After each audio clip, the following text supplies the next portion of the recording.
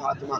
यहाँ से शुरू होता है ये पूरा, क्या लिखा हुआ है, खुतबा फिदक।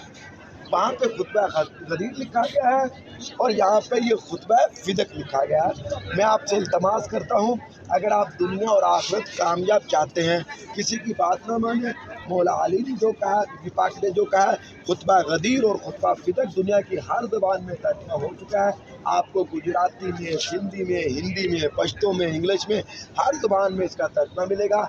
मैं हाथ जोड़ के इल्तमास करता हूँ, कम अज़ कम ज़िंदगी में एक मरतबा तर्जमे और तफसीर के साथ खुतबा फिदक को पढ़े। आपको पता चलेगा जिनके कदमों पे आप जान निछावर करते हैं, आप कहते हैं कि हमारा मरना जीना इनके लिए है, ये भी आपको ज़िंदगी गुजारने के राज बता के गए हैं। आपको लवारस नहीं छोड़ा, इन्होंने आपको बताया है कैसे तौहीद परस्त करनी है और कैसे रसूलुल्लाह के साथ करनी है, कैसे वलीउल्लाह की पैरवी करनी है, किससे मोहब्बत करनी है, किससे नफरत करनी है, किस पे लानत भेजना है, किस पे बुग़्ज़ करना है। ये सब कुछ बीबी पाक बता के गए हैं, बाकायदा नाम भी बता के गए हैं। हत्ता कि यहाँ नाम लिखा हुआ है, वो देखें इब्ने का, सब नाम लिखे हुए, सब कुछ बता के गए।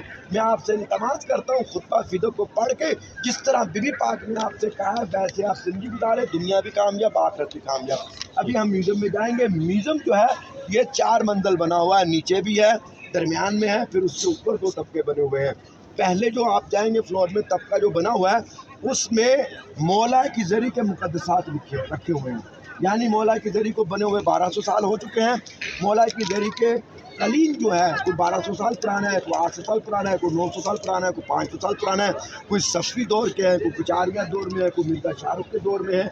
यानी तमाम मुक़द्दसात ज़री के वो मौला के इस म्यूज़ियम के अंदर रखे हुए हैं जिनका आपने दीदार करना है। 3 ज़रिए यहाँ पर मौजूद है।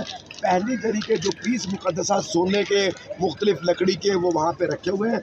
एक इतना बड़ा पत्थर रखा हुआ है जिसके ऊपर आयत वलायत पहले से मौजूद थी और वो उतार के हुए यहाँ पे रख दी है ताकि आप लोग उसकी ज़ियारत कर सकें। वो भी मैं पत्थर की निशानदेही करा दूँगा। और चौथी ज़री मौला की यहाँ पे रखी हुई है। तीसरी ज़री लोहे और फलात के साथ बनी होती, वो भी यहाँ पर रखी हुई है, जिसकी आप ज़ियारत अभी कर लेंगे। और आप वहाँ जाकर, क्योंकि बहुत बड़ा है, अगर आप ग्रुप की शक्ल में जाएंगे आपको टाइम लगेगा। आप फैमिली की शक्ल में वहाँ 2-2, 3-3 लोग होकर अच्छे अंदाज में देखते रहें, वीडियो बनाएं, तस्वीरें बनाएं, लेकिन फ्लैश इस्तेमाल ना कीजिएगा। कोशिश करें शीशे को हाथ ना लगाएं, क्योंकि शीशे पे वो केमिकल लगाते हैं, आपका हाथ होंठ पे लगे, आँख पे लगे, नुकसान हो सकता है। इसलिए वहाँ पर आप अपनी तस्वीरें बनाएं, वीडियो बनाएं, यादगार लम्हात यहाँ से लेके जाएं। अभी आप चलें, बिस्मिल्लाह सलवात पढ़ते हुए मोहम्मद। बहुत मेहरबानी, शुक्रिया। इंशाल्लाह कल निशा पे जाना है।